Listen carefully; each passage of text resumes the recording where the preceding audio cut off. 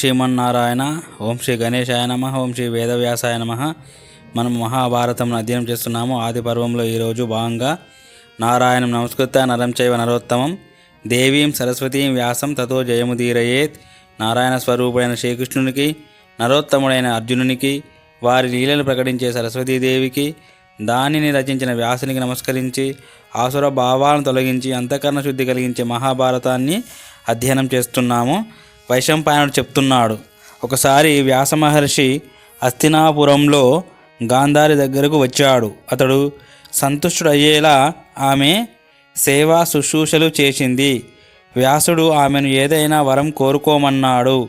తన భర్తలాగే బలవంతులైన 100 మంది కొడుకులు కావాలని ఆమె కోరుకుంది. ఆ వరం వల్ల ఆమె గర్భం తాల్చింది.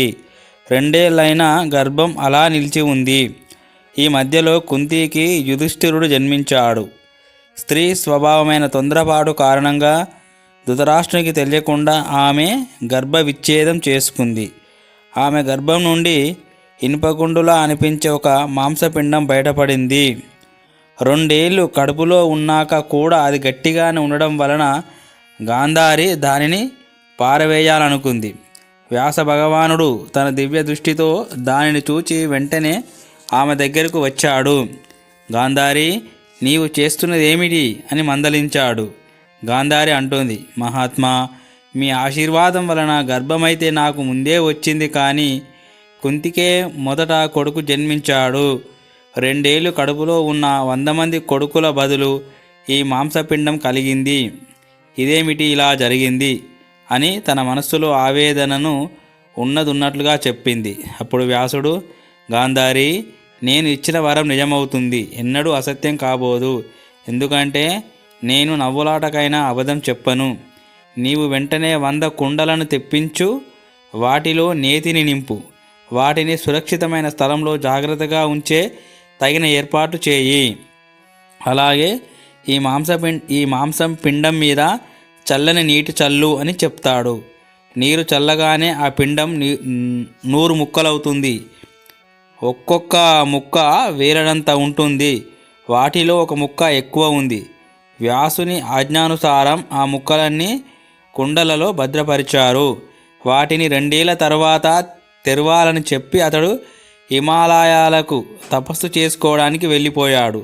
సమయం కాగానే ఆ మాంసఖండాలలో ఒకదాని నుండి ముందు దుర్యోధనుడు, ఆ తరువాత గాంధారి యొక్క మిగిలిన పుత్రులు పుట్టారు.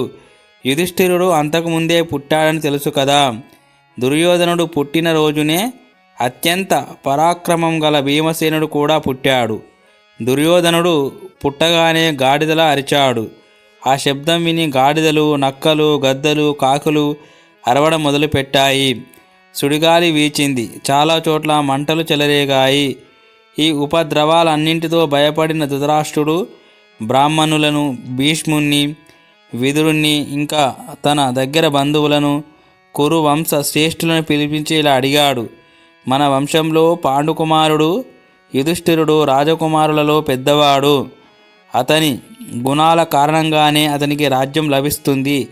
ఈ విషయంలో నేను ఏమీ చెప్పవలసినది లేదు. కానీ యుధిష్ఠిరుని అనంతరం నా కొడుకుకి రాజ్యం వస్తుందా రాదా, ఈ విషయం మీరు నాకు చెప్పండి అన్నాడు. అతడు చెప్పే ఈ మాట ఇంకా పూర్తి కాకుండానే మాంసాన్ని తినే నక్కలు అరవసాగాయి. ఈ అమంగళ సూచకమైన అపశకునాలు చూసి బ్రాహ్మణులు విదురుడు అంటారు, రాజా, నీ ఈ పెద్ద కొడుకు పుట్టినప్పుడు ప్రకటమైన ఈ అశుభ లక్షణాల వలన నీ ఈ కొడుకు వంశనాశనానికి కారకుడు అవుతాడని తెలుస్తుంది. కాబట్టి ఇతనిని విడిచిపెడితేనే శాంతి ఉంటుంది. ఇతనిని పెంచడం వలన దుఃఖం అనుభవించక తప్పదు.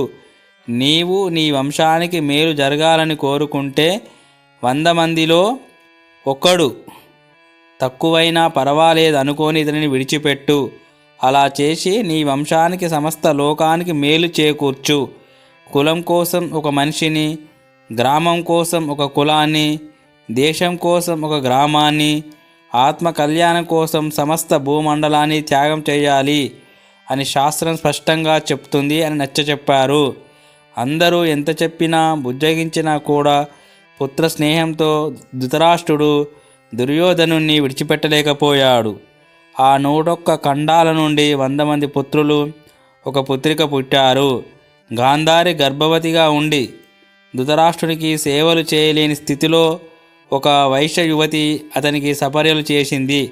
ఆమె వలన అదే సంవత్సరంలో ధృతరాష్ట్రునికి యుయుత్సుడు అనే కొడుకు కలిగాడు. అతడు గొప్ప కీర్తిమంతుడు, ఆలోచనాశీలుడు అయ్యాడు. జనమేజయ, ధృతరాష్ట్రుని 100 మంది కొడుకుల పేర్లు క్రమంగా చెప్తాను. అందరికంటే దుర్యోధనుడు పెద్దవాడు.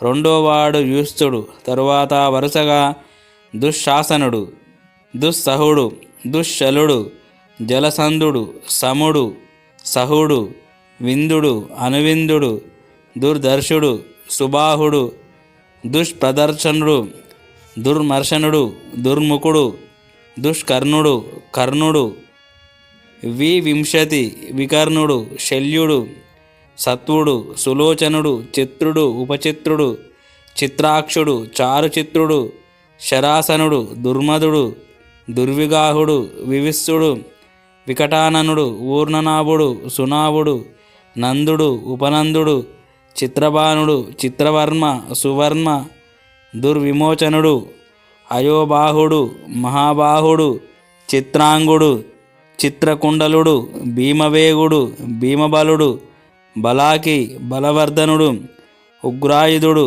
సుసేనుడు, కుండోదరుడు, మహోదరుడు, చిత్రాయుధుడు, నిషంగి, పాషి, వృందారకుడు, దృఢవర్మ, దృఢక్షత్రుడు, సోమకీర్తి, అనూదరుడు, దృఢసంధుడు, జరాసంధుడు, సత్యసంధుడు, సదస్సువాకుడు, ఉగ్రశ్రవుడు, ఉగ్రసేనుడు, సేనాని, దుష్పరాజయుడు, అపరాజితుడు, పండితకుడు, కుండశాయి, విశాలాక్షుడు, దురాధరుడు, దృఢహస్తుడు, సుహస్తుడు, బాణవేగుడు, సువర్చసుడు, ఆదిత్యకేతుడు, బహ్వాషి, నాగదత్తుడు, అగ్రయాయి, కవచి, క్రతనుడు, దండి, ఉగ్రుడు, భీమరథుడు, వీరబాహుడు, అలోలుపుడు, అభయుడు, రౌద్రకర్ముడు, దృఢరథాశ్యుడు, అనాదృశ్యుడు, కుండభేది, విరావి,